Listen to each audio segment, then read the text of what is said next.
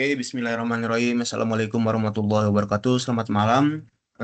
Di sini kami dari kelompok G akan mempresentasikan hasil dari pembahasan kami tentang jawaban dari ujian tengah semester mata kuliah manajemen teknik eh, yang disusun oleh saya sendiri yaitu Muhammad Rizky Pauji dengan NIM 2023-11601. Kemudian dengan rekan saya yaitu silakan Bang perkenalkan diri. Perkenalkan, nama saya Frans Jona Dembeo dengan NIM 2023111610. Oke, langsung saja eh, ke pertanyaan pertama yaitu mengenai definisi dari manajemen teknik. Jadi manajemen teknik merupakan sebuah bidang spesialisasi dalam ilmu manajemen yang secara khusus berfokus pada aplikasi prinsip-prinsip manajemen dalam ranah teknik. Bidang ini mengintegrasikan kemampuan dalam pemecahan masalah teknis dengan keahlian organisasi, administrasi, dan perencanaan yang berasal dari ilmu manajemen. Dengan kata lain, manajemen teknik menggabungkan pemahaman mendalam tentang aspek-aspek teknis suatu proyek atau sistem dengan kemampuan manajerial untuk mengelola sumber daya dan personel yang terlibat. Kemudian lanjut ke pembahasan yang nomor dua. Silakan Bang. Baik, selanjutnya untuk jawaban pertanyaan nomor 2, simulasikan penjelasan terkait manajemen teknik dalam kasus pembangunan pembangkit listrik tenaga energi baru terbarukan hingga chemical operating date atau COD. Dalam kasus pembangunan pembangkit listrik tenaga surya (PLTS), atap sebagai sumber energi baru terbarukan hingga mencapai commercial operating date atau COD, manajemen teknik memegang peran krusial dalam mengelola seluruh proses proyek agar berhasil tepat waktu dan sesuai spesifikasi. Selanjutnya, simulasikan penjelasanmu terkait manajemen teknik dalam kasus pembangunan pembangkit listrik tenaga energi baru terbarukan hingga Commercial Operating Date atau COD. Yang pertama, tahapan perencanaan. Dimulai dengan analisis kebutuhan energi dan pemilihan lokasi yang optimal untuk pemasangan modul surya, termaksud evaluasi intensitas penyinaran matahari dan kondisi topografi. Selanjutnya dilakukan studi kelayakan teknis dan ekonomi, termasuk perhitungan kapasitas sistem, estimasi biaya investasi, dan proyeksi pengembalian modal. Manajemen teknik juga harus memastikan ketersediaan lahan dan koordinasi dengan PLN terkait integrasi ke jaringan distribusi listrik. Selanjutnya yang kedua, tahapan pengadaan dan konstruksi, meliputi pengadaan modul surya, inverter, baterai, peralatan pendukung lainnya. Manajemen teknik mengatur jadwal pengiriman, pemasangan, serta pengujian sistem secara bertahap. Pengawasan mutu dan keselamatan kerja menjadi prioritas agar instalasi berjalan sesuai standar SNI dan regulasi pemerintah. Selanjutnya, yang ketiga, tahapan pengujian dan commissioning adalah proses verifikasi performa sistem PLTS, memastikan output listrik sesuai dengan desain dan aman untuk dioperasikan. Setelah semua parameter terpenuhi, proyek dinyatakan siap untuk COD, yang menandai awal operasi komersial pembangkit.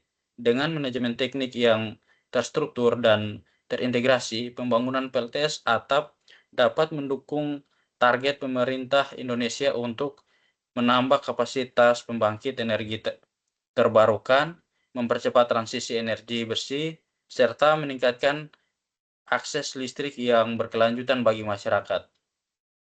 Selanjutnya, yang keempat, tahapan Commercial Operating Date (COD). Yang pertama, sertifikasi dan penerimaan akhir.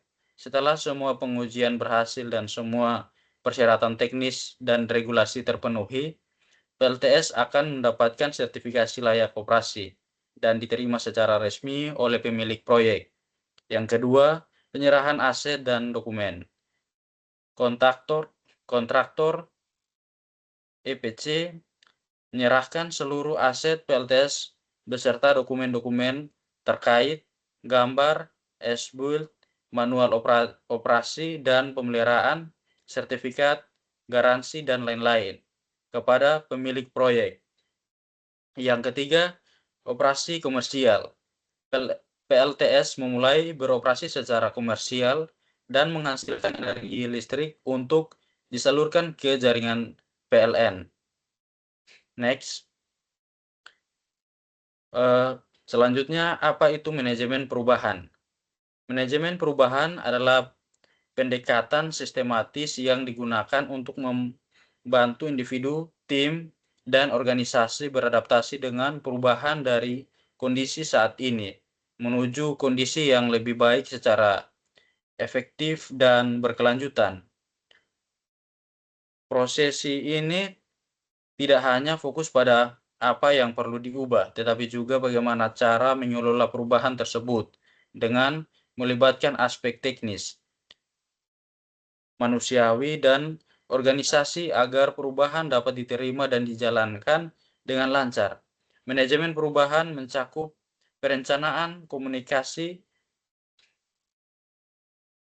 pelatihan, serta pengelolaan resistensi agar transformasi yang terjadi membawa hasil positif dan mendukung keberlanjutan organisasi di tengah dinamika lingkungan bisnis dan teknologi. Next.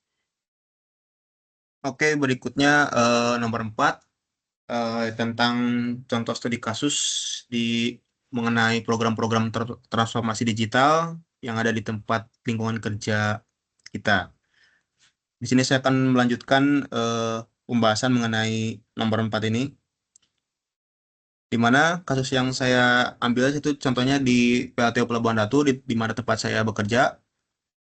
Contoh program transformasi digital di PT Pelabuhan Ratu yang pertama yaitu implementasi sistem pemantauan dan analisis data real time, smart monitoring, dan analitik. Di mana deskripsinya yaitu pemasangan sensor-sensor canggih di berbagai titik kritis PLTU seperti boiler, turbin, generator, dan sistem bahan bakar, emisi, dan lain-lainnya yang terhubung dengan platform analitik terpusat. Sistem ini mengumpulkan dan menganalisis data secara real-time untuk memantau kinerja, mendeteksi anomali, memprediksi potensi kegagalan, dan mengoptimalkan efisiensi operasional. Adapun contoh programnya diantaranya yaitu predictive maintenance, optimasi pembakaran, dan digital twin. Oke, lanjut ke tahap implementasinya. Di mana implementasi program transformasi digital ini perlu dilakukan secara bertahap dan terstruktur pastinya. Untuk tahap pertama yaitu fase perencanaan dan strategi berkisar di 6-12 bulan, di mana melalui tahapan-tahapan diantaranya pembentukan tim transformasi digital, kemudian asesmen kesiapan digital, kemudian penyusunan roadmap transformasi digital, dilanjutkan dengan pemilihan teknologi dan vendor, dan juga komunikasi dan sosialisasi. Kemudian tahapan kedua yaitu fase implementasi dan pengembangan, berkisar di 12-36 bulan, bergantung pada kompleksitasnya.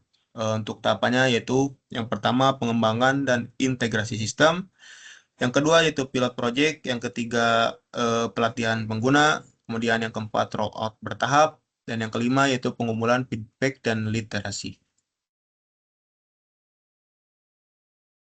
Kemudian untuk fase ketiga yaitu fase operasional dan optimasi berkelanjutan. Untuk tahapan-tahapannya, yang pertama di sini ada penggunaan rutin sistem, kemudian pemantauan kinerja sistem, kemudian analisis data dan pengambilan keputusan, dilanjut dengan pengembangan dan pembaruan sistem, dan juga pelatihan yang berkelanjutan. Ya, adapun pengendalian untuk berkelanjutan atau sustainability, yang pertama di sini ada pengendalian strategis melalui peninjauan strategi berkala, kemudian penetapan Key Performance Indicator atau KPI digital, dan juga evaluasi return of investment atau ROI. Kemudian yang kedua yaitu ada pengendalian operasional, meliputi pemantauan kinerja sistem, manajemen keamanan cyber, tata kelola data, dan juga manajemen perubahan sistem. Kemudian ada pengendalian sumber daya yang meliputi pengelolaan anggaran, pengembangan kompetensi SDM, manajemen vendor, dan juga pengelolaan infrastruktur TI. Dan berikutnya ada pengendalian budaya dan adopsi yang meliputi komunikasi dan engagement berkelanjutan, kemudian program dukungan pengguna, pengakuan dan penghargaan, serta pembentukan budaya digital. Nah, dapat disimpulkan dari jawaban nomor 4 ini, dengan implementasi program-program transformasi digital yang terencana, bertahap, dan didukung oleh mekanisme pengendalian yang kuat, PLTU Pelabuhan Ratu dapat mencapai keberlanjutan dalam operasionalnya, meningkatkan efisiensi, mengurangi dampak lingkungan, dan meningkatkan daya saing di era digital. Keberhasilan transformasi ini sangat bergantung pada komitmen manajemen, keterlibatan seluruh karyawan, dan adaptasi terhadap perkembangan teknologi yang terus berubah. Jadi lanjut pertanyaan yang terakhir, silakan Bang Frans. Baik, selanjutnya untuk pertanyaan nomor 5, buatkan matriks gap antara sebelum dan sesudah penerapan program manajemen perubahan dalam realisasi kebijakan transformasi digital. Itu yang pertama ada aspek kriteria, di mana kondisi sebelum transformasi digital, ada juga kondisi sesudah penerapan manajemen perubahan, ada juga gap yang terjadi, dan ada juga tindakan pengendalian solusi. Nah, dalam penggunaan sistem transformasi bisa kita lihat bahwa pada kondisi sebelum transformasi digital itu di penggunaan sistem informasi itu pengguna sistem manual dan spreadsheet untuk monitoring aset dan jadwal pemeliharaan. Selanjutnya, untuk kondisi sesudah penerapan manajemen perubahan, itu untuk pengguna sistem informasi ada implementasi sistem manajemen aset berbasis LOT dan aplikasi mobile untuk monitoring real time.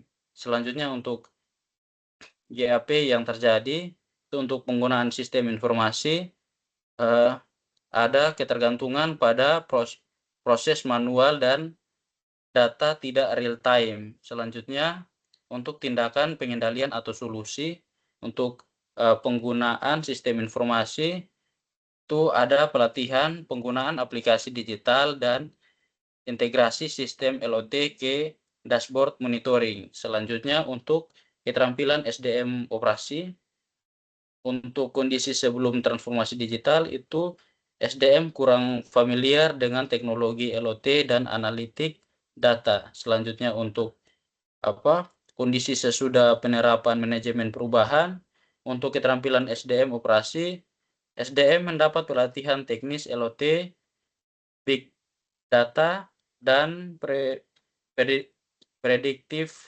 maintenance.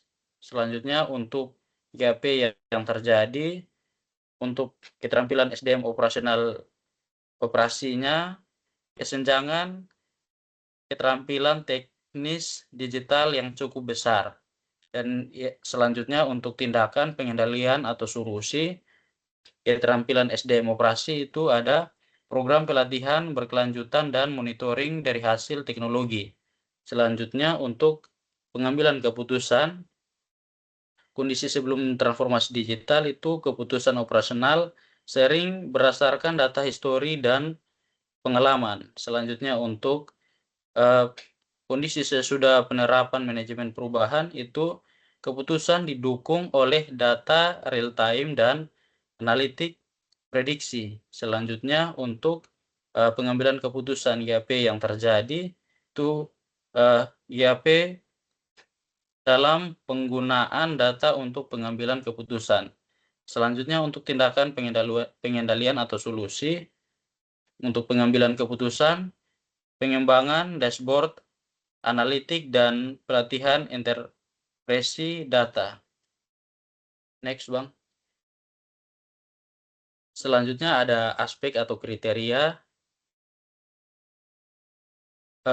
untuk keadaan sistem, kondisi sebelum transformasi digital itu terjadi downtime yang cukup sering akibat pemeliharaan reaktif. Selanjutnya untuk kondisi sesudah penerapan manajemen perubahan, keadaan sistem, penerapan predictive maintenance mengurangi downtime dan biaya perbaikan.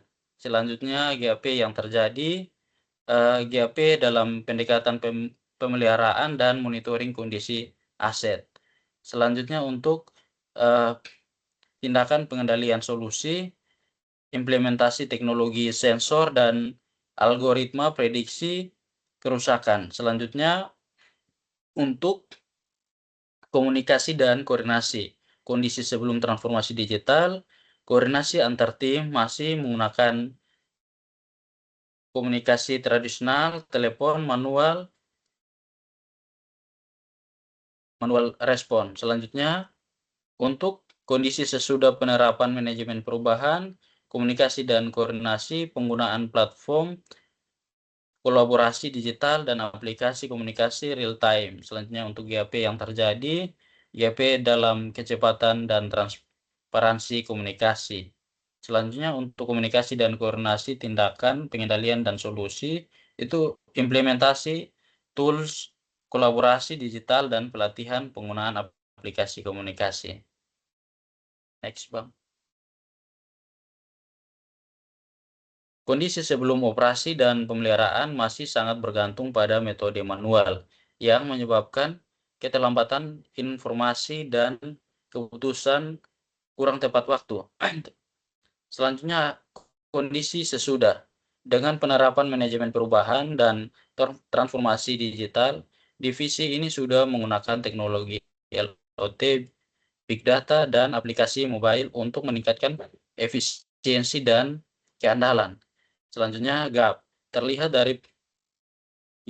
terlihat dari perbedaan signifikan antara kondisi lama dan baru, terutama dalam hal penggunaan teknologi dan keterampilan SDM. Selanjutnya, tindakan pengendalian. Fokus pada pelatihan SDM, pengembangan sistem digital, serta monitoring dan evaluasi berkelanjutan memastikan keberlanjutan transformasi. Next, Bang. Oke, cukup Bang. Terima kasih Bang ya. Terima kasih banyak. Oke, mungkin cukup sekian presentasi dari kami mengenai jawaban dari UTS Manajemen Teknik.